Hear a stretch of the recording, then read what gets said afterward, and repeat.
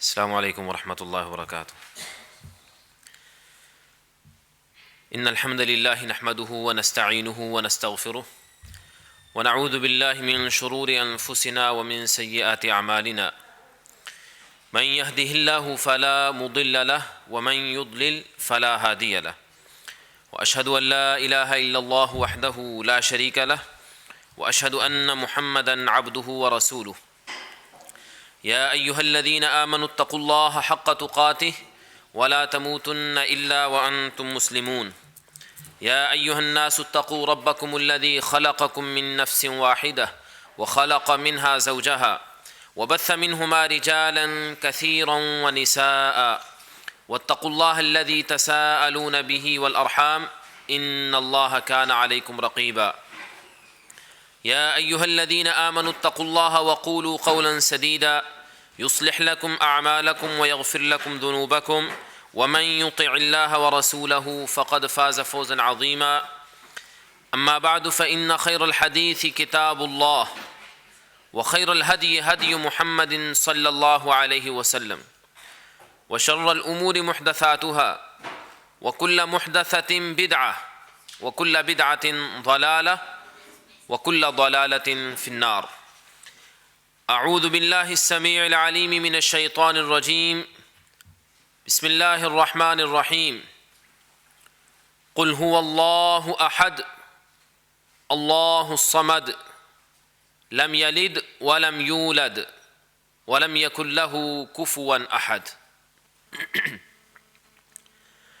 رسول اللہ صلی اللہ علیہ وسلم نے مکہ مکرمہ میں جب اللہ کی توحید کا آغاز کیا، اللہ کی توحید کا پیغام سنانے کا آغاز کیا، اللہ کی توحید کی دعوت دینے کا آغاز کیا، تو آپ صلی اللہ علیہ وسلم کو مختلف قسم کی تکلیفوں سے دوچار ہونا پڑا۔ رسول اکرم صلی اللہ علیہ وسلم اور آپ کے صحابہ کرام رضوان اللہ علیہم اجمعین جو پہلے آپ پہ ایمان لائے تھے، ان کو جسمانی طور پہ بہت زیادہ تکلیفیں دی گئیں۔ صرف جسمانی تکلیفیں ہی نہیں بلکہ ذہنی طور پہ بھی ان کو بہت زیادہ پریشان کیا گیا۔ مشرکین مکہ اللہ کے رسول صلی اللہ علیہ وسلم کو مختلف قسم کے برے القاب سے نوازتے، کبھی آپ کے لیے لفظ کاہن بولتے، کبھی آپ کو مجنون کہتے، کبھی آپ کو شاعر کہتے، کبھی آپ کا نام بگاڑتے، کبھی آپ اور آپ کے صحابہ اکرام رضوان اللہ علیہم اجمعین کو جسمانی اذیت دیتے، اور کبھی وہ یہ کرتے کہ طرح طرح کے سوالات آپ سے کیا کرتے تھے، اور اپنی طرف سے کوشش ان کی یہ ہوتی تھی کہ ہم محمد صلی اللہ علیہ وسلم سے سوال کو ایسا کریں کہ جس سوال کا یہ جواب نہ دے سکیں، اور جب ان سے ہمارے سوال کا جواب نہ بن پڑے گا تو یہ بات کھل جائے گی اور ہم اس کا شور مچا دیں گے کہ یہ نعوذ باللہ جھوٹا نبی ہے۔ انہی سوالات میں سے ایک سوال انہوں نے بڑے تکبر اور بڑے گھمنڈ کے ساتھ آ کے رسول اللہ صلی اللہ علیہ وسلم سے کیا۔ سوال کیا تھا کہ اے محمد صلی اللہ علیہ وسلم، آپ ہمیں لات منات عزا ہبل ان کی عبادت سے روکتے ہیں، ہم نے جو یہ بت بنا کے رکھے ہوئے ہیں یہ کسی نہ کسی کی ایک نشانی ہے، اپنے بزرگوں کے مجسمے ہم نے بنا کے رکھے ہیں، اور یہ وہ لوگ نہیں کہ جن کا ہمارے ساتھ آپ یہ کہیں کہ کوئی تعلق ہی نہیں ہے، بلکہ ہم ان کے پورے خاندان کو جانتے ہیں۔ یہ بزرگ جس کا یہ بت ہے، اس کا باپ کون تھا، یہ کس قبیلے سے تھا، کس قبیلے نے اس کو بنایا، کون اس کو پوجتا ہے، دوسرا بت ہے اس کے بارے میں ہم جانتے ہیں، تیسرا ہے اس کے بارے میں بھی ہم جانتے ہیں۔ رہی بات یہ کہ جس معبود کی عبادت اور جس کی توحید کی تو دعوت دیتا ہے، انصب لنا ربک، اپنے رب کا نسب تو ہمیں بیان کر، جس اللہ کی توحید کا پیغام تو ہمیں دینا چاہتا ہے اس اللہ کے بارے میں ہمیں بتا کہ اس کا کوئی بھائی، اس کا کوئی بیٹا، اس کی کوئی بیوی، اس کا کوئی باپ، اس کا کوئی خاندان، اس کا کوئی رشتہ دار، اس کا کوئی نسب ہمیں بتا۔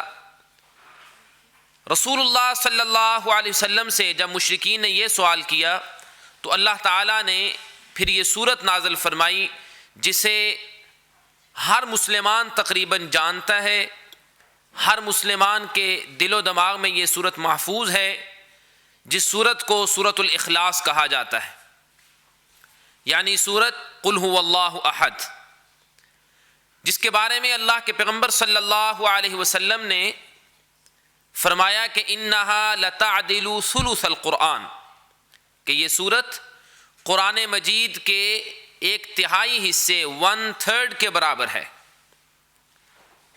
مفسرین نے اس کی ایک وجہ یہ بیان کی ہے کہ قرآن مجید شروع سے لے کے آخر تک اگر ہم پڑھیں، اس پہ غور کریں، تو ہمیں قرآن میں جو چیزیں بیان کی گئی ہیں، جو میسیجز اور جو پیغامات ہمیں دیے گئے ہیں، ان کو 3 بڑے حصوں میں تقسیم کیا جا سکتا ہے۔ ان میں سے ایک بہت بڑا حصہ قرآن مجید کے میسج کا، قرآن مجید کے پیغام کا، قرآن مجید کی دعوت کا، وہ اللہ کی توحید ہے۔ یا آپ یوں کہہ سکتے ہیں کہ قرآن مجید کے 30 پاروں میں سے تقریباً 10 پارے صرف اللہ کی توحید کا ذکر کرتے ہیں۔ اللہ کے رسول صلی اللہ علیہ وسلم نے اس لیے فرمایا کہ یہ سورت قرآن مجید کے 1/3 1/3 1/3 کے برابر ہے۔ آپ صلی اللہ علیہ وسلم نے ایک مرتبہ صحابہ کرام رضوان اللہ علیہم مجمعین کا ایک قافلہ کہیں روانہ کیا اور ان کا ایک امیر مقرر کر دیا۔ اللہ کے پیغمبر صلی اللہ علیہ وسلم جس شخص کو امیر مقرر کرتے تھے اسی کی ذمہ داری ہوتی تھی کہ وہ جماعت بھی وہی کروائے، امامت بھی وہی کروائے۔ اس صحابی رسول نے رسول اللہ صلی اللہ علیہ وسلم کے حکم کی تعمیل کرتے ہوئے اس ذمہ داری کو سنبھالا۔ ان کا معمول یہ تھا کہ وہ جب بھی بلند آواز سے قرات کرتے تو سورۃ الاخلاص کی تلاوت ضرور کیا کرتے تھے، یعنی ہر رکعت میں سورہ اخلاص کی تلاوت کرتے تھے، قل هو اللہ احد، اس سورت کو پڑھتے تھے۔ ان کے جو ساتھی تھے انہوں نے ان پہ اعتراض کیا کہ بھائی یہ طریقہ ہم نے رسول اللہ صلی اللہ علیہ وسلم سے نہیں سنا، آپ کو یہ کرتے ہوئے نہیں دیکھا، تو ہمیں یہ عجیب لگتا ہے، آپ ایسے نہ کیا کریں۔ اب بات ذرا میں تھوڑی سی موضوع سے ہٹ کے جو یہاں ایک کرنا چاہتا ہوں وہ یہ کہ یہ صحابہ کرام جو مقتدی ہیں اس امام کے، ان کا اس امام پہ اعتراض کرنا یہ کوئی فضول اعتراض نہیں تھا، یہ بڑا جاندار اور مضبوط اعتراض تھا، اور یہ اعتراض کرنے کی اللہ کرے ہمیں عادت پڑ جائے کہ جو طریقہ اللہ کے رسول صلی اللہ علیہ وسلم سے ثابت نہیں ہے وہ کرنے والا اگر صحابی رسول ہی کیوں نہ ہو، دوسرا کوئی اس کو ایکسیپٹ کرے یا نہ کرے، اللہ کے رسول کے تربیت یافتہ شاگرد آپ کے صحابہ کم از کم اس کو ایکسیپٹ نہیں کرتے۔ انہوں نے یہ نہیں کہا کہ نبی علیہ الصلوۃ والسلام کا مقرر کیا ہوا یہ امیر ہے، آپ نے اس کو امام بنایا ہے، ٹھیک ہے جیسے بھی کرتا جائے، ٹھیک ہی کرتا ہوگا، صحابی ہے، آپ نے اس کو امیر بنایا ہے، آپ نے اس کو امام نامزد کیا ہے، جیسے بھی کرتا ہوگا ٹھیک ہے، ٹھیک ہی کرتا۔ نہیں، انہوں نے اعتراض کیا کہ یہ طریقہ ہم نے اللہ کے رسول صلی اللہ علیہ وسلم سے نہیں دیکھا، آپ سے نہیں سنا۔ اب اس امام صاحب نے اپنے مقتدیوں سے کیا کہا؟ انہوں نے بھی یہ نہیں کہا کہ جی پڑھنی ہے میرے پیچھے تو پڑھو، نہیں پڑھنی تو جاؤ چھٹی کرو۔ انہوں نے کیا کہا؟ انہوں نے کہا جی کہ میں تو اسی طرح ہی کروں گا، اگر تم مجھے امام بنانا پسند کرتے ہو، میرے پیچھے نماز پڑھنا پسند کرتے ہو تو درست، نہیں تو میں مصلی امامت کو چھوڑتا ہوں، میں پیچھے کھڑے ہو کے پڑھ لوں گا، تم اپنوں میں سے کسی کو امام بنا لو۔ اور یہ بھی ایک بہت بڑی جرت ہوتی ہے، آج کل کس امام میں اتنا حوصلہ ہے کہ اس سے آ کے اس کا کوئی مقتدی کوئی دلیل پوچھے اور پھر وہ دلیل کا جواب دینے کے ساتھ یہ کہہ دے کہ بھئی اگر تم مجھ سے ناراض ہو تو تم آگے بڑھ کے نماز پڑھا لو اور میں پیچھے ہٹ جاتا ہوں. یہاں تو بس اوقات صورتحال اس سے مختلف نظر آتی ہے. بہرحال اس صحابی رسول نے جب یہ کہا تو دوسرے صحابہ نے کہا کہ نہیں، اللہ کے رسول صلی اللہ علیہ وسلم نے آپ کو ہمارا امام مقرر کیا ہے، ہم آپ کے پیچھے ہی نماز پڑھیں گے. باقی رہا ہمارا اعتراض، رسول اللہ صلی اللہ علیہ وسلم کے پاس جا کے ہم اس کا یہ مسئلہ آپ کے سامنے رکھیں گے اور اس کا جواب آپ سے طلب کریں گے. چنانچہ وہ صحابہ کرام رضوان اللہ علیہم اجمعین رسول اللہ صلی اللہ علیہ وسلم کے پاس تشریف لائے اور انہوں نے آ کے فرمایا، اے اللہ کے پیغمبر صلی اللہ علیہ وسلم، آپ نے جس صاحب کو، جس ساتھی کو ہمارا امام، ہمارا امیر مقرر کیا تھا، ان کی یہ عادت تھی، ان کا یہ طریقہ تھا کہ وہ نماز کی ہر رکعت میں سورۃ الاخلاص کی تلاوت کیا کرتے تھے. اب رسول اللہ صلی اللہ علیہ وسلم نے کیا کیا؟ یہاں پھر ہمیں ایک سبق ملتا ہے، وہ یہ کہ اللہ کے پیغمبر صلی اللہ علیہ وسلم نے یہ نہیں کہا کہ ان کی بات سنتے ہی اس نے بدعت کر دی، اس نے بہت بڑا جرم کیا، اس نے میری سنت کی مخالفت کر دی. نہیں، رسول اللہ صلی اللہ علیہ وسلم نے کہا کہ اس کو بلاؤ. اس صحابی کو بلایا گیا. آپ نے پوچھا کہ واقعتاً ایسے ہے جیسے یہ لوگ کہتے ہیں کہ تم نماز کی ہر رکعت میں سورہ اخلاص کی تلاوت کیا کرتے تھے؟ انہوں نے کہا جی ہاں، اللہ کے رسول صلی اللہ علیہ وسلم میں ایسے ہی کیا کرتا تھا. آپ نے فرمایا کیوں کرتے تھے؟ کہنے لگے یا رسول اللہ انی احب هذه السورہ، اللہ کے پیغمبر صلی اللہ علیہ وسلم میں اس سورت سے محبت کرتا ہوں، اس سورت میں اللہ کی توحید کا ذکر ہے، مجھے یہ سورت بڑی پیاری لگتی ہے، اللہ کی صفات کا، اللہ کے اسماء کا، اللہ کی توحید کا اس میں ذکر ہے، مجھے اللہ کی توحید سے پیار ہے، مجھے یہ سورت بڑی ہی محبوب ہے، اس لیے میں چاہتا ہوں کہ نماز کی ہر رکعت میں اس کی تلاوت کیا کروں، کبھی اس سورت کو نہ بھلاؤں، کبھی اس کو نہ چھوڑوں. اللہ کے رسول صلی اللہ علیہ وسلم نے کیا جواب دیا کہ حبک ایہا ادخلک الجنہ، تیری اس سورت کے ساتھ اگر محبت اس حد تک ہے تو پھر یہی محبت تجھے جنت میں لے کے جائے گی. اس سے بھی اس سورت کی اہمیت واضح ہوتی ہے. اس سورت کو سورۃ الاخلاص کیوں کہتے ہیں؟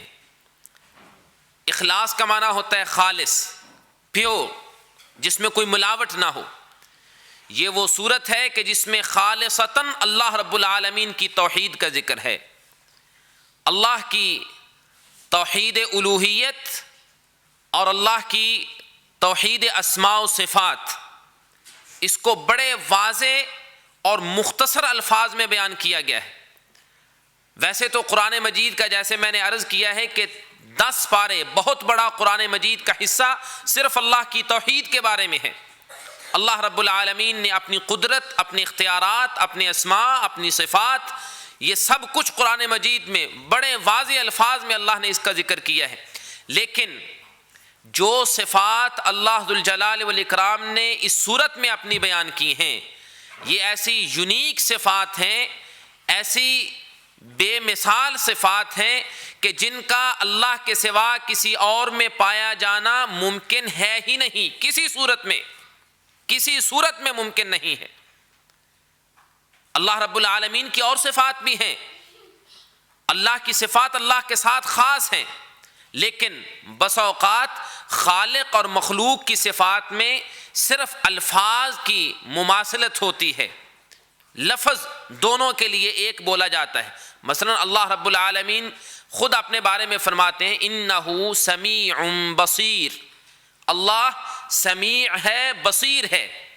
اور بعین ہی یہی لفظ اللہ نے انسان کے بارے میں خود قرآن مجید میں بولے ہیں کہ اللہ فرماتے ہیں اللہ فرماتے ہیں انا خلقنا الانسان من نطفۃ امشاج نبتلیہ فجعلناہ سمیعا بصیرا، ہم نے انسان کو پیدا کیا اور اس کو سمیع اور بصیر بنایا. یہ صرف الفاظ ایک جیسے ہیں، ورنہ اللہ کا سمیع ہونا اور مخلوق کا سمیع ہونا ان کی مشابہت کسی صورت میں نہیں ہو سکتی، بالکل علیحدہ ہے. اللہ کی سماعت اور مخلوق کی سماعت میں فرق ہے، اللہ کی بصارت مخلوق کی بصارت میں فرق ہے. لیکن سورہ اخلاص میں اللہ رب العالمین نے اپنی جو صفات ذکر کی ہیں، یہ صفات اللہ کے سوا کسی اور میں ان کا لفظی طور پہ بھی کسی کے ساتھ مماثلت نہیں ہو سکتی. مثلا سب سے پہلی آیت کو ہم دیکھتے ہیں، اللہ رب العالمین فرماتے ہیں قل هو اللہ احد، اے محمد صلی اللہ علیہ وسلم، یہ مشرکین مکہ آپ سے پوچھتے ہیں کہ اپنے رب کا نسب اور اپنے رب کا خاندان ہمیں بتا، تو آپ فرمائیے هو اللہ احد، وہ اللہ ایک ہے، اللہ ایک ہے، وہ اپنی ذات میں بھی ایک ہے، وہ اپنی صفات میں بھی ایک ہے، وہ رب ہونے میں بھی ایک ہے، وہ الہ ہونے میں بھی ایک ہے، وہ ہر اعتبار سے اکیلا ہے۔ اور صرف اس ایک لفظ احد نے شرک کی تمام جڑیں یہاں سے کاٹ دی ہیں۔ اللہ نے قرآن مجید میں ذکر کیا ہے کہ لقد کفر الذین قالوا ان اللہ ثالث ثلاثہ، اللہ فرماتے ہیں ان لوگوں نے کفر کیا جنہوں نے کہا کہ اللہ تینوں میں سے ایک ہے، تیسرا اللہ ہے۔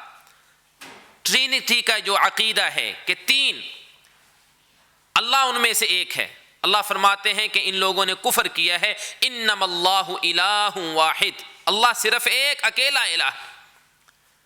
دوسری جگہ اللہ فرماتے ہیں وقالت الیہود عزیر ابن اللہ وقالت النصارى المسیح ابن اللہ، یہودیوں نے کہا عزیر علیہ السلام اللہ کے بیٹے ہیں، عیسائیوں نے کہا کہ عیسیٰ علیہ السلام اللہ کے بیٹے ہیں، انہوں نے اللہ کے ساتھ ان کو شریک کیا۔ اللہ فرماتے ہیں یہ ان کی اپنی زبانی باتیں ہیں، اللہ کے ہاں ان کی باتوں کی کوئی حیثیت نہیں۔ قاتلہم اللہ، اللہ کا ان پہ غضب ہو، اللہ ان کو برباد کرے۔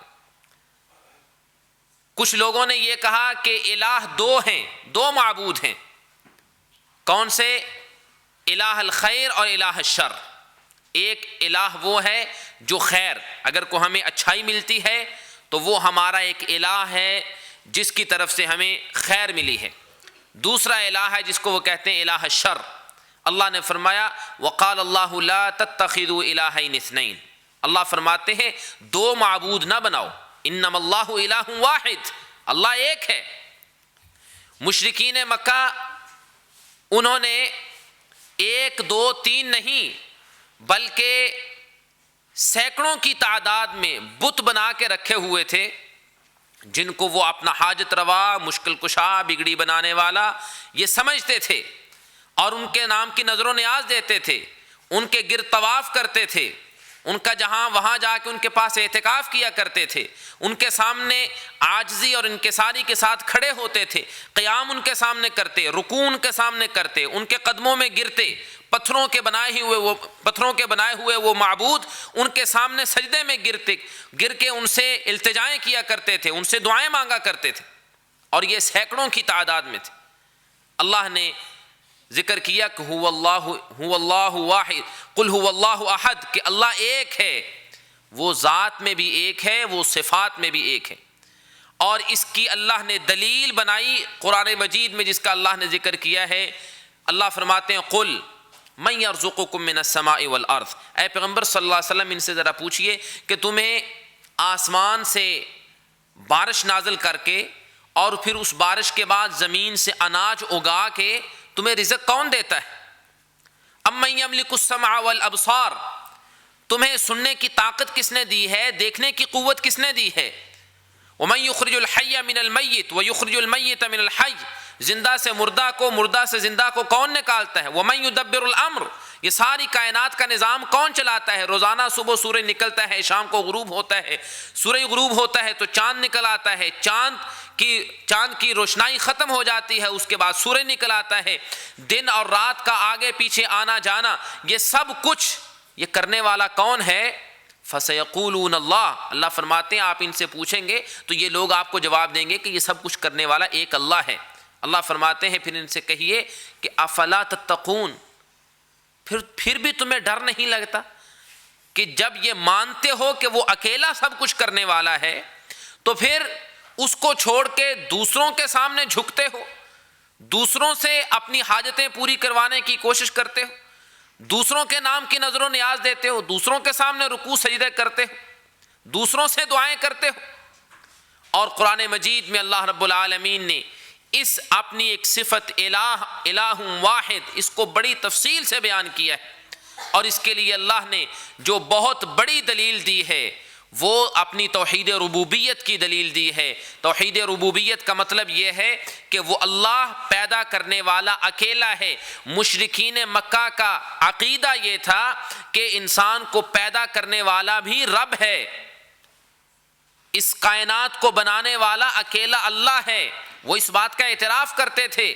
اللہ نے فرمایا وَلَئِن سَأَلْتَهُم مَّنْ خَلَقَ السَّمَاوَاتِ وَالْأَرْضَ لَيَقُولُنَّ اللَّهُ۔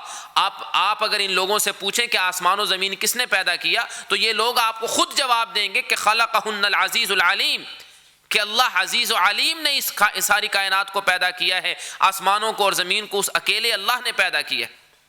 اللہ فرماتے ہیں آپ ان سے کہیے أَرَأَيْتُمْ قُلْ أَرَأَيْتُمْ شُرَكَاءَكُمْ الَّذِينَ تَدْعُونَ مِن دُونِ اللَّهِ أَرُونِي مَاذَا خَلَقُوا مِنَ الْأَرْضِ۔ اللہ نے یہی دلیل بنائی ہے۔ اللہ نے فرمایا کہ اے پیغمبر صلی اللہ علیہ وسلم آپ ان لوگوں سے کہیے کہ تمہارے وہ شریک جن کی تم عبادت کرتے ہو، جن کو تم پوجتے ہو، جن کو تم سمجھتے ہو کہ یہ تمہاری مشکلات دور کر سکتے ہیں، تمہیں اولاد دے سکتے ہیں، تمہیں رزق دے سکتے ہیں، تمہیں رزق میں برکت دے سکتے ہیں، یہ سب کچھ جن کو تم کرنے والا سمجھتے ہو، ان کے بارے میں ذرا مجھے بتلاؤ۔ ارونی ماذا خلقوا من الارض، مجھے دکھاؤ کہ زمین کا کون سا حصہ انہوں نے پیدا کیا ہے، کون سا زمین کا ٹکڑا انہوں نے پیدا کیا ہے۔ ام لہم شرک فی السماوات، یا آسمان کس جگہ سے آسمان بنانے میں اللہ کا انہوں نے ساتھ دیا ہے۔ اگر یہ نہیں، اللہ فرمائے ایتونی بکتاب من قبل ھذا او اثارۃ من علم ان کنتم صادقین، اگر تمہارے پاس کوئی دلیل نہیں، چلو آسمان سے اللہ نے جو کتابیں نازل کی ہیں ان کتابوں میں سے کوئی دلیل لا دو، کوئی دلیل پیش کرو۔ اگر نہیں تو پھر اللہ فرماتے ہیں سنو ومن اضل ممن يدعو من دون اللہ من لا يستجیب له الى یوم القیامہ وهم عن دعائهم غافلون۔ اللہ فرماتے ہیں اس سے زیادہ گمراہ کون شخص ہو سکتا ہے کہ جو اس کو پکارتا ہے جو قیامت تک اس کی پکار کا جواب نہیں دے سکتا۔ جو اللہ کے سوا دوسروں کو پکارتے ہیں وہ کیا ان کی پکار کا جواب دے سکتے ہیں؟ کسی صورت میں نہیں۔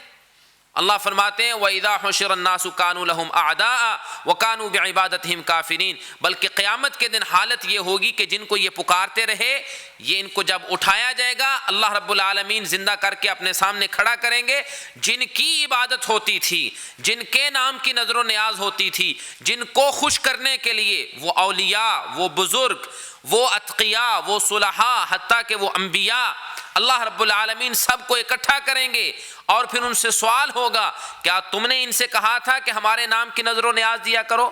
تم نے کہا تھا کہ ہماری قبروں پہ آ کے طواف کیا کرو؟ تم نے کہا تھا کہ ہماری قبروں کے پاس آ کے اعتکاف کیا کرو؟ تم نے کہا تھا کہ ہمارے پاس آ کے ہم سے دعائیں کیا کرو اور ہم سے مانگا کرو؟ تو وہ کیا کہیں گے؟ اللہ فرماتے ہیں کانوا بعبادتہم کافرین، وہ ان کی عبادت کا مکمل طور پہ انکار کر دیں گے، وہ کہیں گے نہیں ہمارا تو ان کے ساتھ کوئی تعلق ہی نہیں۔ یہ قیامت کے دن حالت ہوگی۔ بہرحال اللہ رب العالمین نے اپنی پہلی صفت جو سورہ اخلاص میں بیان فرمائی ہے وہ ہے اللہ احد، اللہ ایک ہے، اللہ رب العالمین اکیلا ہے، اللہ کے سوا کوئی نہیں جو عبادت کے لائق ہو، وہ اکیلا ہے اپنی ذات میں اور اپنی صفات میں۔ اپنی صفات میں اکیلا کس طرح ہے کہ جو اس کی صفات ہیں وہ مخلوق میں نہیں ہو سکتی، مخلوق کی صفات خالق کی صفات سے مختلف ہیں۔ جیسے میں نے عرض کیا ہے کہ الفاظ بسا اوقات وہی ہو سکتے ہیں جو اللہ نے اپنے لیے بولے ہیں مخلوق کے لیے، لیکن اس سے قطعی طور پہ یہ نہ سمجھا جائے کہ انسان کی اللہ رب العالمین کی صفات مخلوق جیسی ہیں، نہیں، اس لیے کہ اللہ کی صفات اور مخلوق کی صفات میں بہت بڑے فرق ہیں۔ جو بنیادی چند فرق ہیں ان میں سے پہلا فرق یہ ہے کہ اللہ رب العالمین کی جتنی صفات ہیں وہ اللہ کی ذاتی ہیں، اللہ کی اپنی صفات ہیں۔ مخلوق میں سے کسی کی صفت اپنی ذاتی نہیں ہے بلکہ اللہ کی دی ہوئی ہے۔ انسان سنتا ہے تو کیوں؟ اس لیے کہ اللہ نے اس کو سننے کی طاقت دی ہے۔ انسان دیکھتا ہے تو کیوں؟ کہ اللہ نے اس کو دیکھنے کی قدرت دی ہے۔ انسان اگر چلتا ہے، بولتا ہے، کھاتا ہے، پیتا ہے، جو انسان کے پاس قوت، قدرت، طاقت ہے یہ اللہ کی دی ہوئی ہے، انسان کی کوئی صفت اپنی نہیں ہے۔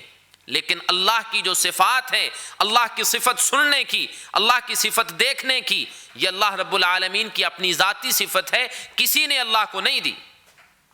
دوسرا فرق وہ یہ ہے کہ اللہ کی صفات ازلی ہیں، ہمیشہ سے ہیں، ہمیشہ کے لیے ہیں، ابدی ہیں، ہمیشہ کے لیے ہیں۔ اللہ کی جو صفات ہیں ان میں کوئی زوال نہیں، ختم ہونے والی نہیں۔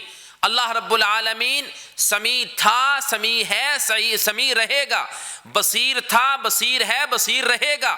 اس کی صفات ازلی ہیں، ہمیشہ کے لیے ہیں۔ انسان کی یہ صفت نہیں ہے۔ انسان آج سنتا ہے، کل ہو سکتا ہے وہ سماعت سے محروم ہو جائے، بڑھاپے میں پہنچے تو اس کو سنائی ہی نہ دے۔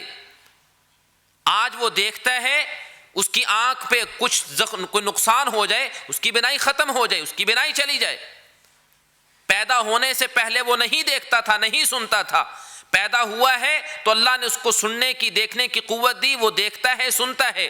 جب فوت ہو جائے گا اس کا سننا بھی ختم، اس کا دیکھنا بھی ختم۔ لیکن اللہ کی صفات ازلی ہیں، کیونکہ اس کو موت نہیں، اس کو نیند نہیں آتی، اس کو اونگ تک نہیں آتی۔ لا تأخذہ سنۃ ولا نوم، وہ حی اور قیوم ہے، ہمیشہ سے ہمیشہ کے لیے زندہ ہے، ہمیشہ سے ہمیشہ کے لیے قائم دائم ہے، اس لیے اس کی صفات ازلی ہیں۔ یہ دوسرا بڑا فرق ہے خالق اور مخلوق کی صفات میں۔ تیسرا فرق اللہ رب العالمین کی صفات میں اور مخلوق کی صفات میں یہ ہے کہ اللہ کی صفات غیر محدود ہیں، انسان کی صفات محدود ہیں۔ مطلب اس کا یہ ہے کہ اللہ رب العالمین کی صفت ہے سمیع، وہ سنتا ہے، اس کی سماعت کی کوئی حد نہیں ہے کہ وہ چند گز یا چند میٹر کے فاصلے تک سنتا ہو اور اس کے بعد نہیں، بلکہ وہ ہمارے دلوں کی دھڑکن بھی سنتا ہے۔ وہ بصیر ہے، اس کی صفت بصیر، اس کی کوئی حد نہیں، کوئی لمٹ نہیں۔ وہ دیکھتا ہے، رات کے اندھیرے میں سیاہ پتھر پہ چلنے والی سیاہ رنگ کی چونٹی کو بھی وہ دیکھتا ہے، وہ بصیر ہے۔ اس کا علم بھی محدود نہیں، لیکن اس کے برعکس انسان کا سننا، انسان کا دیکھنا، انسان کی ساری صفات محدود ہیں۔ انسان چند گز کے فاصلے پہ سن سکتا ہے، اس کے بعد نہیں۔ وہ اس وقت تک دیکھ سکتا ہے جب تک اس کی آنکھوں کے سامنے رکاوٹ نہیں ہے، جب رکاوٹ آ جائے گی تو اس کی رکاوٹ کے پیچھے نہیں دیکھ سکتا۔ اللہ کے لیے کوئی رکاوٹ نہیں۔ یہ چند بنیادی فرق ہیں مخلوق اور خالق کی صفات میں۔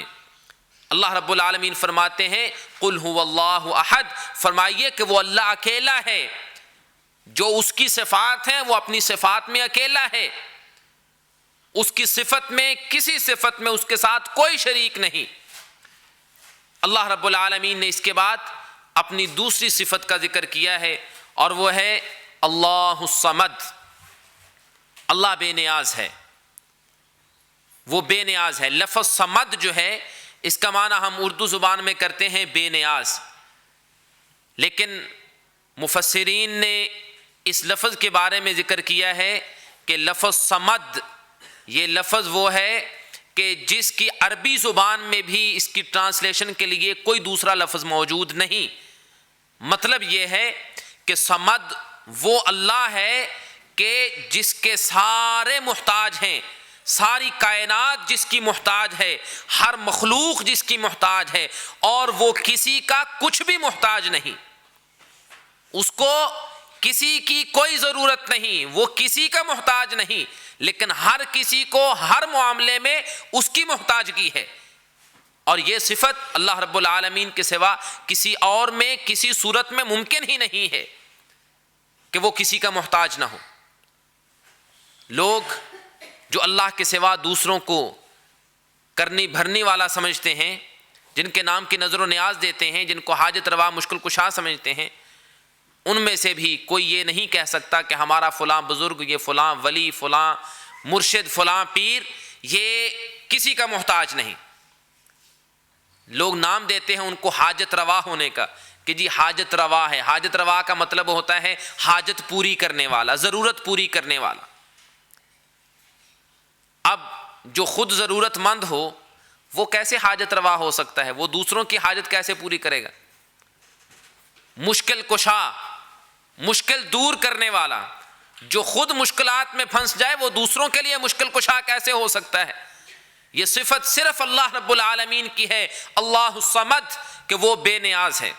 وہ بے نیاز کیسا ہے کہ جو بے نیازی اس کی ہے وہ بے نیازی کسی اور کی نہیں ہو سکتی۔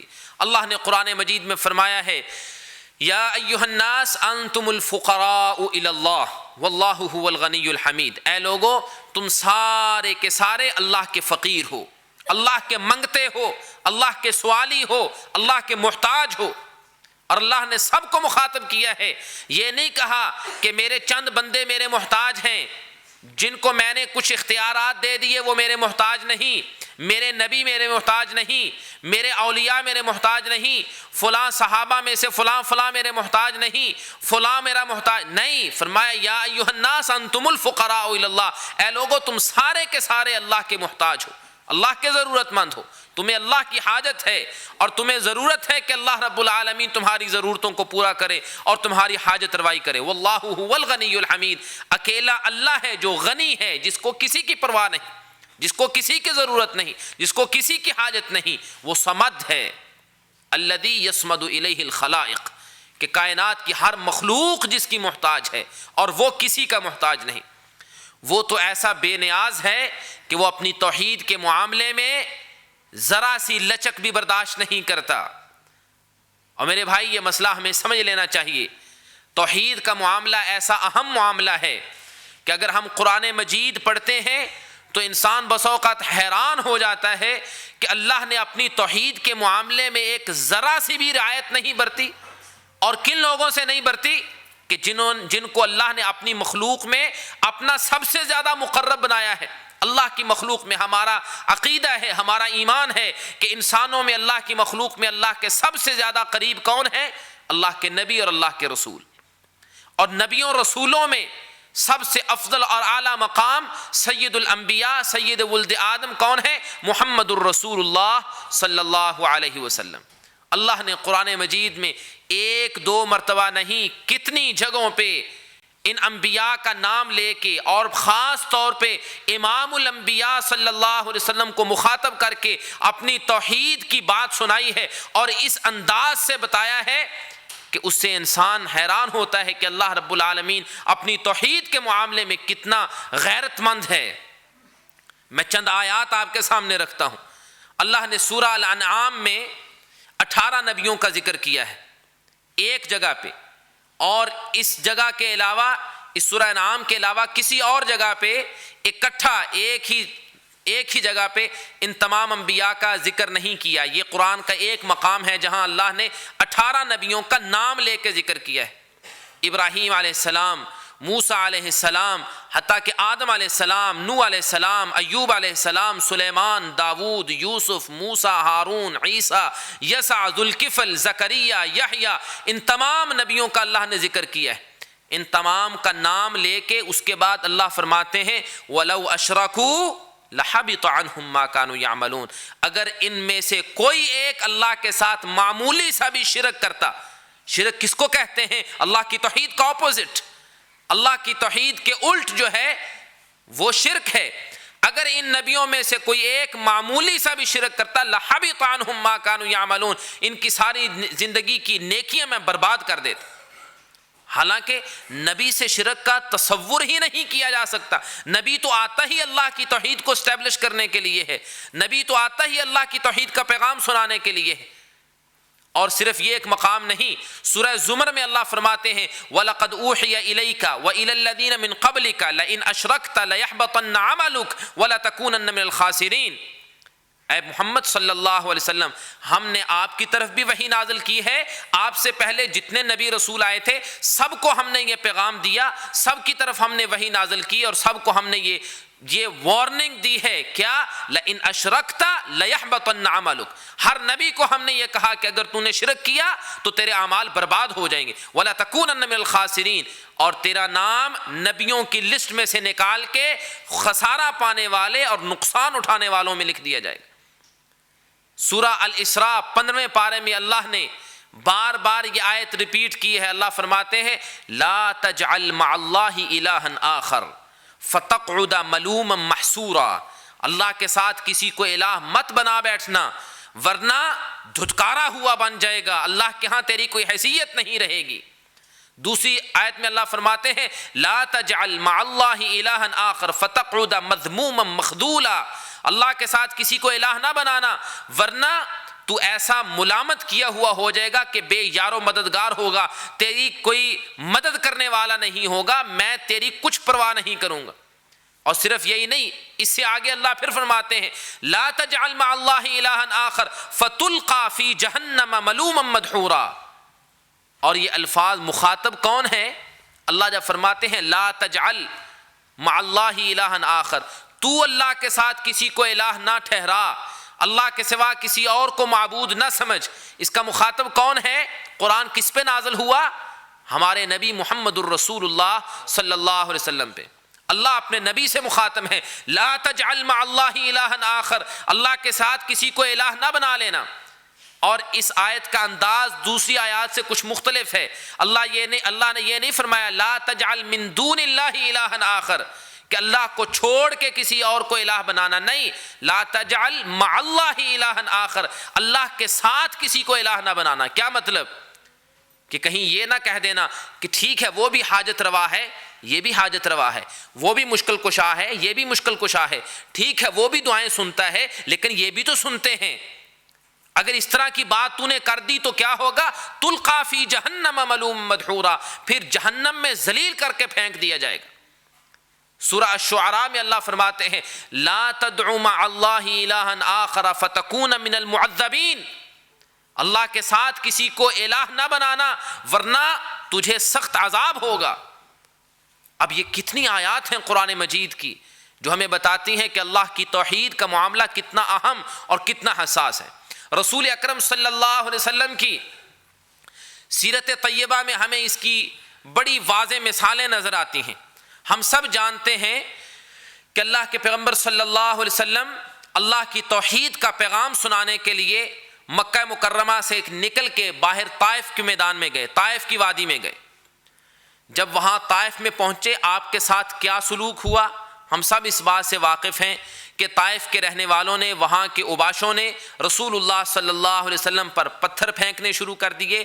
اتنا زیادہ آپ کو نقصان پہنچایا گیا کہ آپ کے جسم مبارک سے خون بہا، حتیٰ کہ آپ کا جوتا آپ کے پاؤں میں پھنس گیا، اور سخت آپ اس قدر آپ کے جسم سے لہو بہا کہ آپ بے ہوشی کی حالت میں چلے گئے۔ اب میرے بھائی دوسری طرف ہم یہ بھی جانتے ہیں کہ اللہ رب العالمین کی پوری مخلوق میں محمد الرسول اللہ صلی اللہ علیہ وسلم سے زیادہ اللہ کو کوئی محبوب نہیں۔ عبداللہ ابن عباس رضی اللہ تعالیٰ عنہ قسم اٹھا کے کہا کرتے تھے واللہ ما خلق وما برأ وما ذرأ اکرم علی اللہ تعالی من محمد صلی اللہ علیہ وسلم، میں اللہ کی قسم اٹھا کے کہتا ہوں اللہ نے کائنات میں محمد سے زیادہ محبوب کسی کو پیدا ہی نہیں کیا صلی اللہ علیہ وسلم۔ اللہ کی نظر میں جو مقام محمد الرسول اللہ صلی اللہ علیہ وسلم کا ہے وہ مقام کسی اور کا ہے ہی نہیں، ہونا تو دور کی بات ہے، اللہ نے ایسا کوئی پیدا ہی نہیں کیا۔ اور اس پیغمبر کی حالت یہ ہے کہ طائف کے میدان میں اس پیغمبر کو پتھر پڑ رہے ہیں۔ یہ وہ پیغمبر ہے کہ جس کے اشارے سے جنت کے دروازے کھلیں گے، یہ وہ پیغمبر ہے کہ جو اس کا دامن تھامے گا وہ جنت میں جائے گا، جو اس کا ساتھ چھوڑ دے گا وہ جہنم میں جائے گا۔ اتنا اس پیغمبر کا مقام، اور حالت یہ ہے کہ اس کو پتھر لگ رہے ہیں طائف کے میدان میں۔ آخر کیا وجہ ہے؟ اللہ رب العالمین اپنی ساری مخلوق کو یہ سبق دینا چاہتے ہیں کہ میری توحید مجھے اپنے پیغمبر سے بھی زیادہ محبوب ہے، اور میں ساری کائنات کو بتانا چاہتا ہوں کہ میرا محمد ہی کیوں نہ ہو صلی اللہ علیہ وسلم، وہ میری توحید پہ قربان ہو جائے، لیکن میں اپنی توحید کے معاملے میں اتنا حساس اور اتنا غیرت مند ہوں کہ میں نبیوں کی بھی پرواہ نہیں کیا کرتا۔ اللہ رب العالمین نے کتنی واضح ہمیں تعلیمات دی ہیں اور کیسے ہمیں سبق سکھلایا ہے۔ اللہ نے اپنے نبیوں کے ذریعے قرآن مجید میں اللہ نے انبیاء کرام کے واقعات جو ذکر کیے ہیں ان کو تفصیل سے ہمیں پڑھنا چاہیے، دیکھنا چاہیے کہ ان انبیاء کے ساتھ کیا کچھ ہوا۔ انبیاء کو قتل کیا گیا، شہید کیا گیا، انبیاء کو تکلیفیں دی گئیں، سب کچھ کیوں ہوا؟ ہر نبی اپنے وقت کا امام ہوا کرتا ہے، ہر نبی اپنے وقت کا اللہ کی مخلوق میں سب سے محبوب انسان ہوا کرتا ہے۔ نبی ہر وقت کا نبی، ہر دور کا نبی وہ اللہ کا سب سے برگزیدہ اور چنیدہ بندہ ہوا کرتا ہے، لیکن اس نبی کے ساتھ جو کچھ ہوا کیوں؟ صرف ایک اللہ کی توحید کے لیے۔ اور اس میں ہمیں یہ بھی ایک سبق ملتا ہے کہ کہیں آپ کو قرآن میں، حدیث میں، پورے دین میں یہ آپ کو نہیں ملے گا کہ اللہ کے پیغمبر صلی اللہ علیہ وسلم نے لوگوں کو نماز کی دعوت دی ہو تو آپ کو پتھر پڑے ہوں، آپ نے لوگوں سے کہا ہو کہ زکوٰۃ دیا کرو پھر آپ کو پتھر پڑے ہوں، آپ نے لوگوں سے کہا ہو کہ روزے رکھا کرو پھر آپ کو پتھر پڑے ہوں۔ پتھر پڑے ہیں تو اللہ کی توحید پہ پڑے ہیں، اور اللہ نے یہی سبق دیا ہے ہمیں کہ اللہ الصمد، اللہ بے نیاز ہے، وہ اپنی توحید کو قائم کرنے کے لیے وہ نبیوں کے مقام اور نبیوں کی پوزیشن اور نبیوں کی امپورٹنس کو بھی نہیں دیکھتا، وہ چاہتا ہے کہ میری توحید کو میری مخلوق سمجھے۔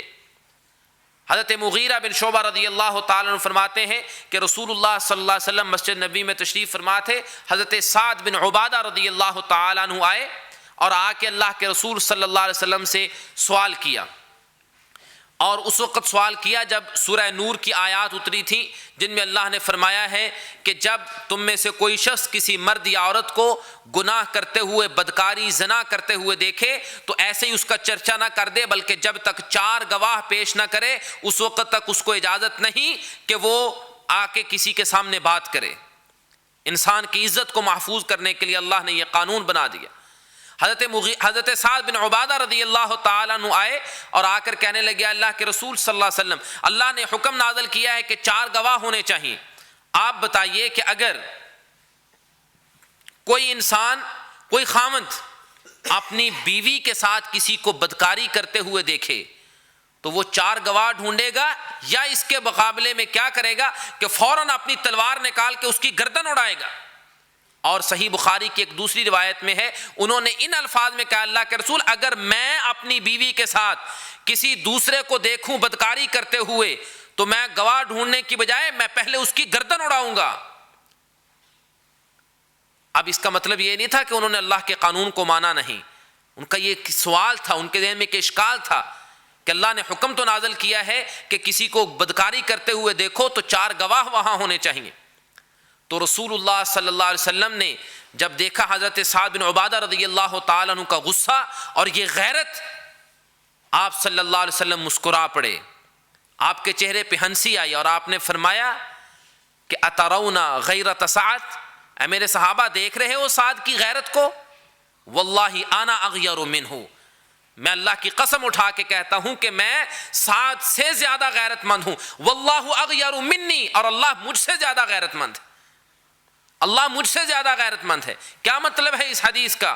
مطلب یہ ہے کہ اللہ رب العالمین اپنی توحید کے معاملے میں اتنا غیرت مند ہے کہ وہ برداشت نہیں کرتا کہ کوئی اس کے ساتھ کسی کو شریک ٹھہرائے۔ جب ایک خاوند اپنی بیوی کے لیے برداشت نہیں کرتا کہ اس کی بیوی کے کسی کے ساتھ ناجائز تعلقات ہوں، جبکہ نہ اس نے اس کو پیدا کیا، نہ وہ اس کی صحت کا مالک، نہ وہ اس کی روزی کا مالک، نہ اس کو وہ کچھ کر سکتا ہے، نہ اس کے نفع نقصان کا مالک، اس کا کچھ اس کے ساتھ اس طرح کا تعلق نہیں ہے جو خالق اور مخلوق کا ہوتا ہے۔ دوسری طرف اللہ ہے جس نے انسان کو پیدا کیا، زندگی دی، اس کو رزق دیا، ماں کے پیٹ میں اس کو پالا، ماں کے پیٹ میں اس کو رزق دیا، جب اس کی خود اپنی ماں نہیں جانتی تھی کہ اپنے بیٹے کو کیسے کھلاؤں کیسے پلاؤں، اس وقت اس نے انسان کو رزق دیا، جب دنیا میں آیا تب اس نے رزق دیا، یہ بڑا ہوا، اس کو جوانی دی، اس کو قوت دی، اس کو عقل دی، اس کو سمجھ دی، اس کو سننے کی طاقت دی، اس کو دیکھنے کی قوت دی، اس کو بولنے کی طاقت دی،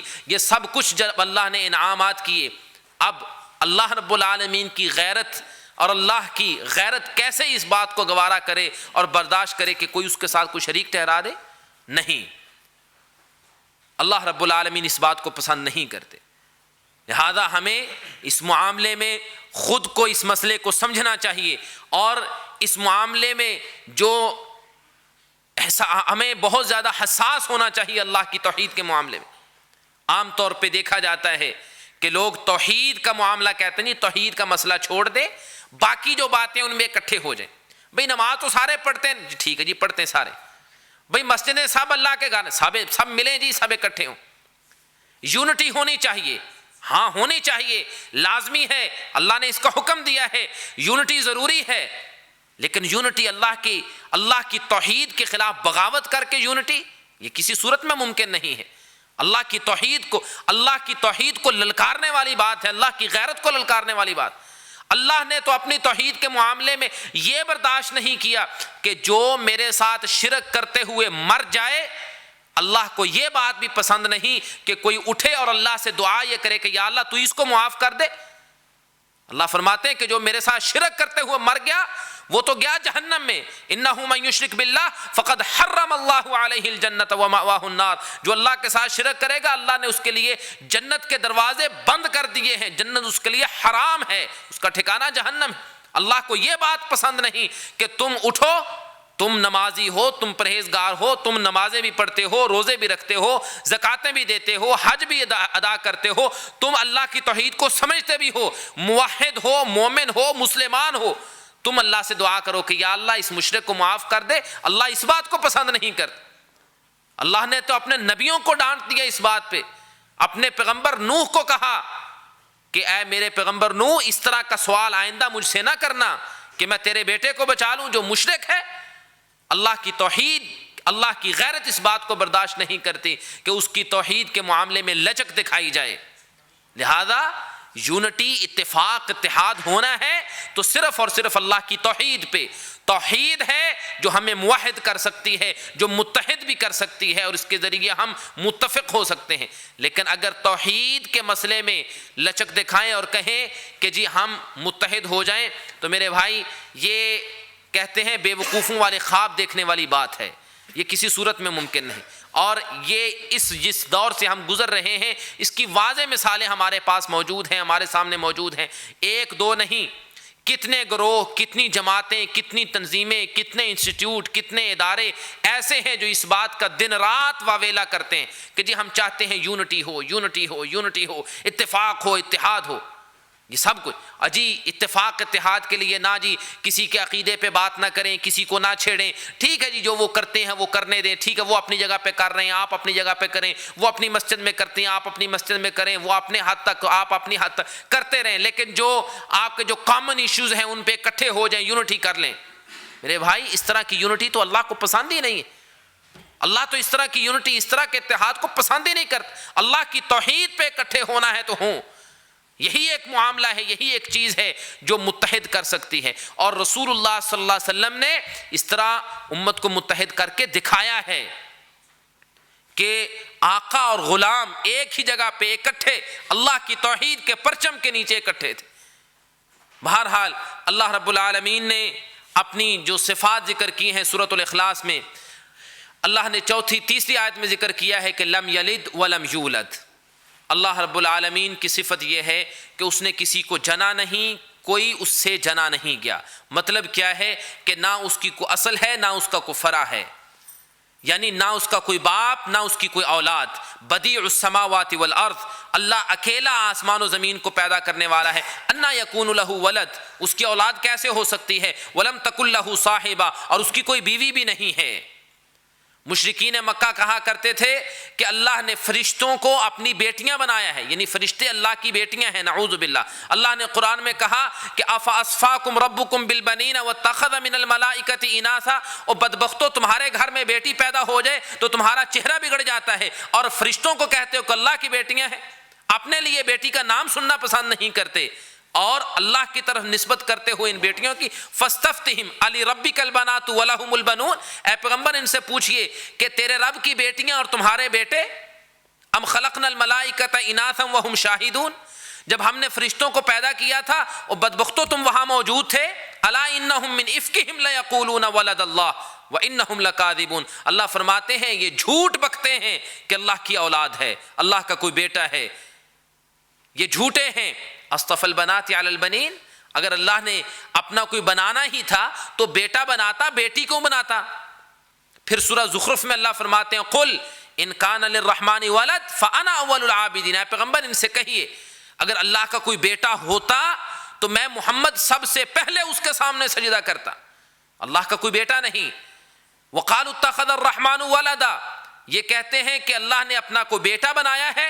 لقد جئتم شیئا ادا، اللہ فرماتے ہیں تم ظالموں نے اتنی سخت بات کہی ہے، تکاد السماوات یتفطرن منہ وتنشق الارض وتخر الجبال ہدا، یہ بات اگر کہیں آسمان سن لے یا زمین سن لے یا پہاڑ سن لے تو ان اللہ کی ان بڑی بڑی مخلوقات پہ یہ بات اتنی بھاری گزرے کہ لوگ یہ کہتے ہیں کہ اللہ نے بیٹا بنایا ہے۔ اللہ فرماتے ہیں تکاد السماوات یتفطرن منہ، یہ بات سننے کی اگر آسمانوں میں طاقت ہو تو آسمان یہ بات سن کے پھٹ پڑے، وتنشق الارض، زمین بھی پھٹ جائے، وتخر الجبال ہدا، اور پہاڑ ریزہ ریزہ ہو جائیں یہ بات سن کے کہ اللہ کا بیٹا ہے، اللہ کی اولاد ہے۔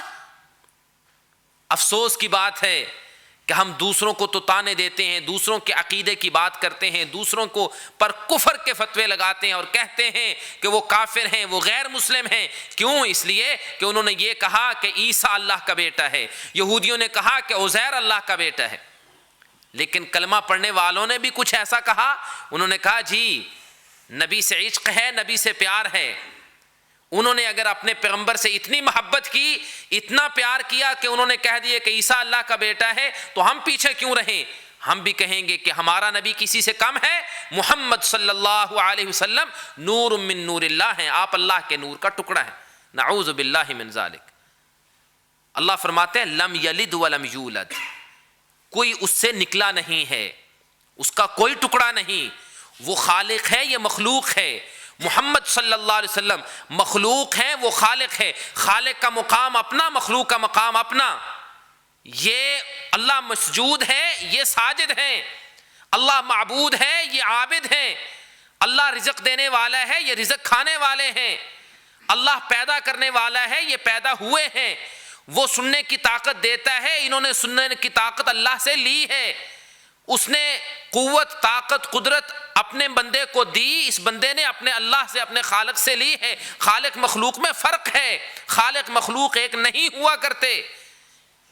جو یہ عقیدہ رکھے کہ خالق مخلوق ایک ہیں، اور آج کل تو لوگ بڑے افسوس کی بات ہے کہ دین کے نام پہ، اسلام کے نام پہ، اللہ کے دین کی تبلیغ کرنے کے نام پہ اور دعوت دینے کے نام پہ وہ رسول اللہ صلی اللہ علیہ وسلم کی شان میں اس قدر غلو کر جاتے ہیں کہ ایک صاحب وہ اپنے بیان میں کہتے ہیں کہ جی معراج کی رات جب رسول اللہ صلی اللہ علیہ وسلم اوپر چلے گئے، تشریف لے گئے، تو پھر بس وہاں جا کے بریکیں لگ گئیں جبریل کی کہ اب جبریل اس سے آگے نہیں جا سکتے۔ اب آگے اللہ کے پیغمبر صلی اللہ علیہ وسلم گئے، پھر کیا کہتے ہیں کہ جی وہاں جا کے دونوں ایک ہو گئے، نعوذ باللہ من ذالک، نعوذ باللہ من ذالک، کہ دونوں ایک ہو گئے۔ اب وہاں رب میں اور مربوب میں، خالق اور مخلوق میں، اللہ اور نبی میں کوئی فرق نہیں رہا، وہ دونوں مل گئے۔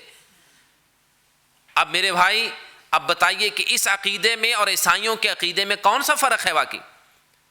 جنہوں نے یہ کہا کہ عیسیٰ اللہ کا بیٹا ہے، اور ہمارے لوگوں نے کہہ دیا کہ جی اللہ کے نور کا ٹکڑا ہے۔ اللہ نے فرمایا لم یلد ولم یولد، نہ اس نے کسی کو جنا ہے نہ وہ جنا گیا ہے۔ جو الہ ہوتا ہے وہ باپ نہیں ہوتا، جو الہ ہوتا ہے وہ بیٹا بھی نہیں ہوتا۔ الہ وہ ہوتا ہے کہ جس کا نہ کوئی باپ ہو، نہ جس کا بیٹا ہو، نہ اس کی کوئی اولاد ہو، نہ اس کی کوئی بیوی ہو، نہ اس کے بہن بھائی ہوں، وہ اکیلا ہوتا ہے۔ اللہ احد، وہ اکیلا ہے، وہ بے نیاز ہے۔ لم یلد ولم یولد، نہ اس نے جنا ہے نہ وہ جنا گیا ہے۔ ولم یکن لہ کفوا احد، اس کے برابر کا بھی کوئی نہیں، اس کے برابر کا بھی کوئی نہیں۔ یہ کہو کہ وہ بھی رازق ہے، یہ بھی رازق ہے، آسمان والا بھی رازق ہے، زمین والے بھی رازق ہیں، وہ بھی اولاد دیتا ہے، یہ بھی اولاد دیتے ہیں، وہ بھی مشکلیں حل کرتا ہے، یہ بھی مشکلیں حل کرتے ہیں۔ اس کے نام کی نظر و نیاز بھی دینی ٹھیک ہے، ان کے نام کی نظر و نیاز بھی دے سکتے ہیں، اس کے گھر کا طواف کرتے ہیں، ان کے گھر کا بھی طواف کر سکتے ہیں، اس کے گھر کا اعتکاف کرتے ہیں، ان کے پاس جا کے بھی اعتکاف کر سکتے ہیں۔ نہیں، لم یکن لہ کفوا احد، اس کے برابر کا کوئی ہے ہی نہیں۔ یہ اللہ رب العالمین کی وہ یونیک صفات ہیں، وہ مثالی صفات ہیں جو اللہ نے اس سورہ اخلاص میں ذکر کی ہیں۔ رسول اللہ صلی اللہ علیہ وسلم نے اس لیے فرمایا کہ واللہ انہا لتعدل ثلث القرآن، اللہ کی قسم یہ سورت قرآن کے ایک تہائی حصے کے برابر، قرآن کے 10 پاروں کے برابر ہے۔ اب آخری بات میں جو ذکر کرنا چاہتا ہوں وہ یہ کہ ہم میں سے ہر شخص کو یہ سورت یاد تو ہے، اور بچپن سے ہم یاد بھی یہی کرتے ہیں۔ جب بچے کو نماز یاد کروائی جاتی ہے تو الحمدللہ رب العالمین سورۃ الفاتحہ کے ساتھ قل هو اللہ احد۔ ہم میں سے کتنے ہیں کہ جو اس سورت کی تلاوت کرتے وقت اس کے معنی اور مفہوم کو سمجھ کے پڑھتے ہیں؟ اس صحابی رسول نے جس کا میں نے ابتدا میں ذکر کیا ہے کہ اس نے اس کے معنی اور مفہوم کو سمجھا، ایسا سمجھا کہ اس کے دل میں یہ اتنی صورت بیٹھی کہ اس نے کہا کہ میں نماز کی ہر رکعت میں اس کو پڑھا کروں۔ ہم میں سے بھی بہت سارے ہر نماز کے ہر رکعت میں اسی کی تلاوت کرتے ہیں، لیکن اس لیے نہیں کہ اس سے بڑا پیار ہے، اس لیے کہ کوئی اور صورت آتی نہیں ہے اور یاد کرنے کی کوشش نہیں کی۔ کاش ہم اس کے معنی مفہوم کو سمجھیں۔ اب رسول اللہ صلی اللہ علیہ وسلم اس صورت سے کتنی محبت کیا کرتے تھے، ایک دن رات میں اللہ کے پیغمبر صلی اللہ علیہ وسلم اس صورت کو کتنی مرتبہ دہراتے تھے؟ ہر نماز کے بعد 1 مرتبہ اس صورت کی تلاوت کیا کرتے تھے، صبح کے وقت 3 مرتبہ اس صورت کی تلاوت کیا کرتے تھے، شام کے وقت پھر 3 مرتبہ اس صورت کی تلاوت کیا کرتے تھے، پھر رات سونے سے پہلے پھر 3 مرتبہ اس صورت کی تلاوت کیا کرتے تھے، پھر فجر کی جب رکعتیں پڑھتے، فجر کی سنتیں ادا کرتے تو پہلی رکعت میں سورۃ الکافرون، دوسری رکعت میں سورۃ الاخلاص، اسی سورت کی تلاوت کیا کرتے تھے۔ اس سے پہلے جب وطر ادا کرتے تو وطروں کی آخری رکعت میں سورۃ الاخلاص اسی سورت کی تلاوت کیا کرتے تھے۔ ایک روایت میں آتا ہے، سنن ابن ماجہ کی روایت ہے کہ مغرب کی سنتیں جب رسول اللہ صلی اللہ علیہ وسلم پڑھتے تو مغرب کی سنتوں میں پہلی رکعت میں سورۃ الکافرون اور دوسری رکعت میں سورۃ الاخلاص قل هو اللہ احد کی تلاوت کیا کرتے۔ یعنی ایک دن رات میں رسول اللہ صلی اللہ علیہ وسلم کتنی مرتبہ اس سورت کو دہراتے ہیں، لیکن اس طرح نہیں دہراتے تھے جس طرح ہم دہراتے ہیں کہ بار بار پڑھتے ہیں لیکن معنی مفہوم سے واقفیت نہیں۔ ہم میں دہرانے والے وہ ہیں کہ جو اللہ کی توحید کے اس صورت کی ایک ایک آیت نہیں بلکہ ایک ایک کلمے کی شاید مخالفت کرتے ہوں، لیکن اس کے باوجود پڑھتے جاتے ہیں۔ اس پڑھنے کا اللہ کے ہاں کیا درجہ ہوگا اور اس کا کیا مقام اللہ کے ہاں ہو سکتا ہے، اس کی کیا حیثیت اللہ کے ہاں ہو سکتی ہے۔ صرف زبان کے الفاظ کے معنی مفہوم ہی نہ ہو اور اس پہ عمل ہی نہ ہو۔ اللہ رب العالمین ہمیں توفیق عطا فرمائے کہ ہم اس کی توحید کو سمجھیں اور ہمارے دلوں میں اس صورت کی محبت اللہ رب العالمین اس طرح بٹھا دے جس طرح پیارے پیغمبر صلی اللہ علیہ وسلم نے اس صورت سے محبت کی ہے، اور جس طرح آپ صلی اللہ علیہ وسلم کے صحابہ اکرام اس صورت سے پیار کیا کرتے تھے۔ اور اللہ ہمیں توفیق دے کہ اسی صورت کی روشنی میں ہم قرآن مجید کے 10 پاروں کو سمجھ لیں کہ جن میں اللہ نے خالصتاً اپنی توحید کا ذکر کیا ہے۔ اللہ ہمیں سمجھنے اور عمل کرنے کی توفیق عطا فرمائے۔ وما علی الا البلاغ۔ بارک اللہ فیکم قاری صاحب، اللہ آپ کو جزائے خیر دے۔ ماشاء اللہ بہترین ماشاء اللہ موضوع تو آج کا تھا، اللہ آپ کو اس کا اجر دے، آمین۔ انشاءاللہ اگر کسی بھائی کا کوئی سوال ہے تو انشاءاللہ وہ پوچھ سکتے ہیں، تو اگر کسی کے لیے مشکل ہے کہ وہ اردو میں سوال نہیں کر سکتے آپ پھر بھی اپنا سوال انشاءاللہ انگلش میں کریں، کیونکہ قاری صاحب کو الحمدللہ انگلش بھی آتی ہے۔ تو اگر کوئی لکھ کے بھیجنا چاہتا ہے اگر بہنوں کے لیے تو یہی مناسب ہوگا کہ وہ لکھ کے انشاءاللہ ہمیں سوال بھیج دیں، انشاءاللہ پھر ہم کوشش کریں گے اس کا جواب دینے کی۔ بارک اللہ فیکم۔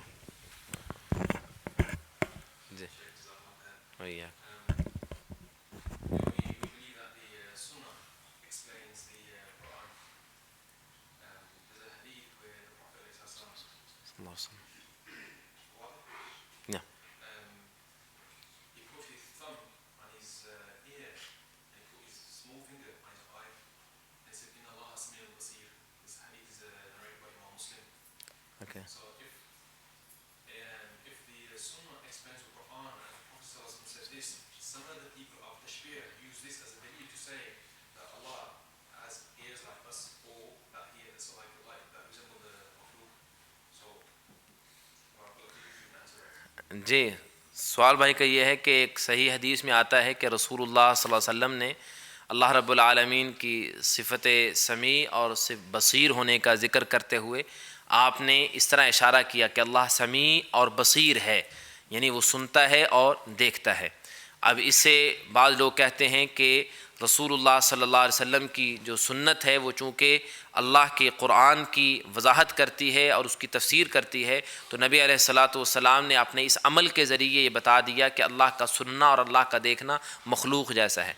پہلی بات تو یہ ہے کہ اس حدیث میں رسول اللہ صلی اللہ علیہ وسلم نے اشارہ اپنے کان اور اپنی آنکھ کی طرف کیا ہے، جس سے مقصود صرف سماعت اور بصارت کا بتانا تھا انسان کو سمجھانے کے لیے، کہ جب ہم لفظ بولتے ہیں سمیع، سننے والا، تو اس کا مطلب کیا ہوتا ہے کہ ان کانوں سے سنا جاتا ہے۔ اس کا مقصود قطعاً یہ نہیں تھا کہ رسول اللہ صلی اللہ علیہ وسلم نے یہ بتانا چاہتے ہوں کہ اللہ کے کان ہمارے کانوں جیسے ہیں۔ تشبیہ تب بنتی ہے اگر یہ کہا ہو، یا آپ صلی اللہ علیہ وسلم نے یہ کہا ہو کہ اللہ اس طرح سنتا ہے جس طرح ہم سنتے ہیں، اللہ اس طرح دیکھتا ہے جس طرح ہم دیکھتے ہیں۔ نہیں، صرف الفاظ یہ ہیں کہ ان اللہ سمیع بصیر، اللہ سننے اور دیکھنے والا ہے، اللہ سننے اور دیکھنے والا ہے۔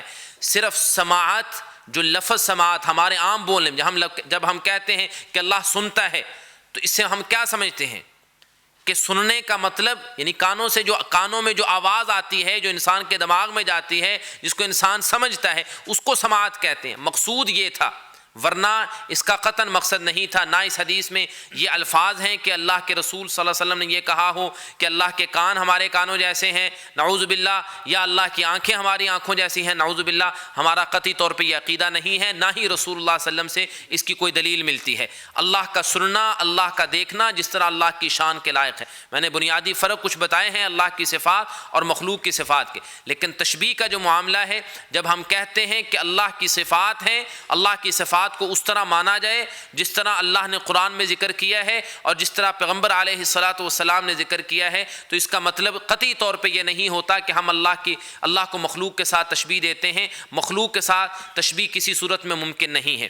میں اس کی ایک مثال دیتا ہوں کہ ہم جب لفظ ہاتھ بولتے ہیں، ہاتھ، ید، اب اس لفظ کے بولنے سے کیا کوئی عقل مند انسان، کوئی بھی عقل مند انسان یہ کہتا ہے کہ جی آپ نے لفظ ید یا ہاتھ بولا ہے تو اس کا مطلب ہے ساری مخلوقات کے ہاتھ ایک جیسے ہیں؟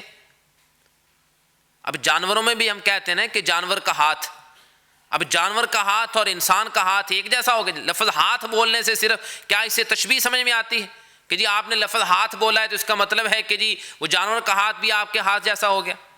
ان دوسری مخلوقات کو چھوڑیں، خود انسانوں میں فرق ہے کہ جب ہم کہتے ہیں ہاتھ، کیا کوئی عقل مند انسان یہ کہتا ہے کہ لفظ ہاتھ کا مطلب یہ ہے کہ مرد اور عورت کا ہاتھ ایک جیسا ہے، یا ایک جوان اور ایک بوڑھے کا ہاتھ ایک جیسا ہے، یا جوان اور بچے کا ہاتھ ایک جیسا ہے؟ نہیں۔ جب مخلوق میں اتنا بڑا فرق ہے تو خالق اور مخلوق کی تشبیہ کس طرح ہو سکتی ہے؟ یہ کسی صورت میں ممکن ہی نہیں ہے۔ اگر کوئی اس کو اپنے تصور میں بھی لاتا ہے تو اس کے اپنے دل و دماغ کی خرابی ہے، ورنہ اللہ رب العالمین کی صفات کو اسی طرح ماننا لازمی اور ضروری ہے جس طرح قرآن میں اور حدیث میں بیان کی گئی ہیں، بغیر تشبیہ کے۔ بغیر تشبیہ کا مطلب ہے کہ ان کو کسی صورت میں اس طرح کا تصور ان کے بارے میں نہیں کیا جا سکتا۔ مزید کوئی سوال ہے اگر آپ کا تو پلیز پوچھ سکتے ہیں، کیونکہ ابھی باقی تقریباً 5 منٹ ہیں ہمارے پاس، تو اگر کوئی پوچھنا چاہتا ہے تفضل۔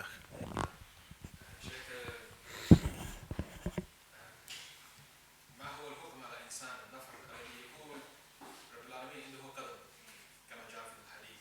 نعم. وفي رواية ثانية جاء في الحديث رب العالمين عنده ساق، لكن هو زاد، هذا النفر زاد، قال إذا رب العالمين عنده قدم عنده ساق وكذلك لابد عنده فخذ. إن شاء الله تترجم. جی، بھائی کا سوال یہ ہے کہ حدیث میں آتا ہے کہ اللہ رب العالمین کا قدم ہے، اور قرآن مجید کی ایک آیت میں اور رسول اللہ صلی اللہ علیہ وسلم کے حدیث میں ذکر آتا ہے لفظ ساق۔ ساق کا معنی ہوتا ہے شن، پنڈلی جس کو ہم کہتے ہیں۔ یہ دونوں الفاظ قرآن اور حدیث میں ملتے ہیں ہمیں اللہ رب العالمین کے بارے میں، تو ان دونوں لفظوں کو سامنے رکھتے ہوئے کیا کوئی انسان یہ کہہ سکتا ہے کہ جب اللہ کا قدم ہے اور اللہ کی پنڈلی ہے تو اس کا مطلب ہے کہ اللہ کی ٹانگ بھی ہے اور ران بھی ہے، تھائی بھی ہے؟ نہیں، یہ جائز نہیں ہے کہنا، اس طرح کہنا قطعی طور پہ درست نہیں ہے۔ اللہ کی صفات کے معاملے میں حکم یہ ہے کہ جن صفات کا جن اللہ رب العالمین نے جن کا ذکر قرآن میں اور رسول اللہ صلی اللہ علیہ وسلم نے اپنی احادیث میں کیا ہے، ان کو کما حقہ اسی طرح بعینہ ماننا لازمی اور فرض ہے، لیکن اس سے ہم آگے نہیں بڑھ سکتے۔ اپنی عقل کو اس میں استعمال نہیں کر سکتے، بلکہ ہم یہی کہتے ہیں کما یلیق بشأنہ جل جلالہ، جس طرح اللہ کی شان کے لائق ہے۔ کیونکہ بات پھر وہی ہے کہ جب ہم کہتے ہیں کہ قدم اور پنڈلی، اگر کوئی یہ اس سے مطلب نکالے کہ اس کا مطلب یہ ہوا کہ اللہ کی، نعوذ باللہ یہ کہیں کہ اللہ کی ٹانگ ہے، تو اس کا مطلب کیا ہے کہ آپ اس کو مخلوق کے ساتھ تشبیہ دے رہے ہیں، جبکہ تشبیہ یہیں سے اس کا دروازہ کھلتا ہے۔ ہم تشبیہ نہیں دیتے، نہ ہم یہ دے سکتے ہیں۔ ہم کہتے ہیں کہ اللہ نے قرآن میں ذکر کیا ہے اپنی آنکھ کا، اللہ کی آنکھ ہے، کس طرح؟ جس طرح اس کی شان کو لائق ہے۔ اللہ کا ہاتھ ہے جس طرح اس کی شان کو لائق ہے۔ اللہ کا قدم ہے جس طرح اس کی شان کو لائق ہے۔ اللہ کی پنڈلی ہے جس طرح اس کی شان کو لائق ہے۔ اللہ کی انگلیاں ہیں جس طرح اس کی شان کو لائق ہے۔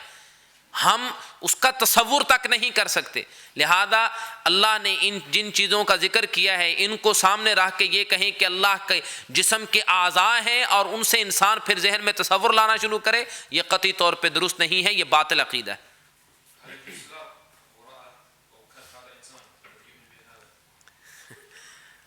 بھائی کا اگلا سوال یہ ہے کہ کہ ایسا عقیدہ رکھنے والا جو انسان ہے اس کے پیچھے نماز جائز ہے یا نہیں، اللہ عالم۔ قاری صاحب، حنفیوں کی مشہور کتاب ہے، اس میں لکھا ہے کہ خالق اور مخلوق میں فرق کرنا شرک ہے، تو یہ عبارت کہاں تک درست ہے؟ بارک اللہ فیکم۔ جی میں نے خود تو یہ الفاظ نہیں پڑھے، لیکن سنا ہے کہ وہ ان کی کتابوں میں صرف یہ نہیں، اور یہ تو صرف ایک جملہ ہے، اور اس طرح کی بہت سی باتیں جو ہیں ان کی کتابوں میں ملتی ہیں کہ خالق اور مخلوق میں فرق نہیں کیا جا سکتا۔ یہ کفریہ عقیدہ ہے، اور اگر کوئی واضح طور پہ کوئی انسان اپنی زبان سے یہ کہتا ہے اور واقعی یہ مانتا ہے تو پھر ایسا انسان وہ کفر کر رہا ہے اور واضح شرک کر رہا ہے۔ مزید کوئی سوال ہے تو پوچھ سکتے ہیں۔ آخری سوال لگتا ہے سب شرک یہی سے جی۔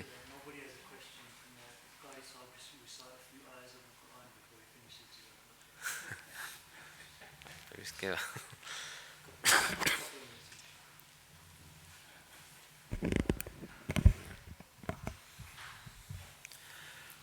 اعوذ باللہ من الشیطان الرجیم، بسم اللہ الرحمن الرحیم۔ وَيَدْعُ الْإِنسَانُ بِالشَّرِّ دُعَاءَهُ بِالْخَيْرِ وَكَانَ الْإِنسَانُ عَجُولًا وَجَعَلْنَا اللَّيْلَ وَالنَّهَارَ آيَتَيْنِ فَمَحَوْنَا آيَةَ اللَّيْلِ وَجَعَلْنَا آيَةَ النَّهَارِ مُبْصِرَةً لِتَبْتَغُوا فضلا من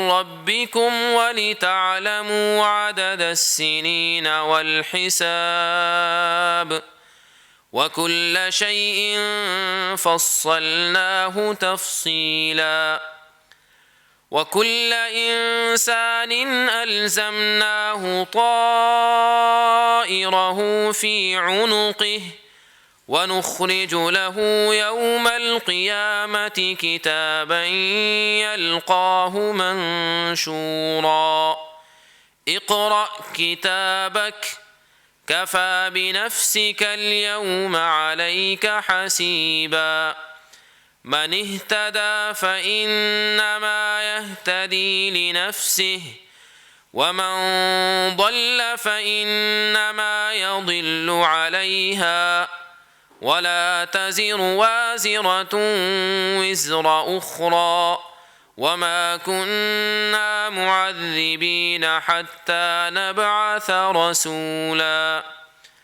وإذا أردنا أن نهلك قرية أمرنا متر فيها ففسقوا فيها فحق عليها القول فدمرناها تدميرا وكم أهلكنا من القرون من بعد نوح وكفى بربك بذنوب عباده خبيرا بصيرا من كان يريد العاجلة عجلنا له فيها ما نشاء لمن نريد ثم جعلنا له جهنم يصلاها مذموما مدحورا ومن أراد الآخرة وسعى لها سعيها وهو مؤمن فأولئك كان سعيهم مشكورا كلا نمد هؤلاء وهؤلاء من عطاء ربك وما كان عطاء ربك محظورا انظر كيف فضلنا بعضهم على بعض وللآخرة أكبر درجات وأكبر تفضيلا لا تجعل مع الله إلها آخر فتقعد مذموما مخذولا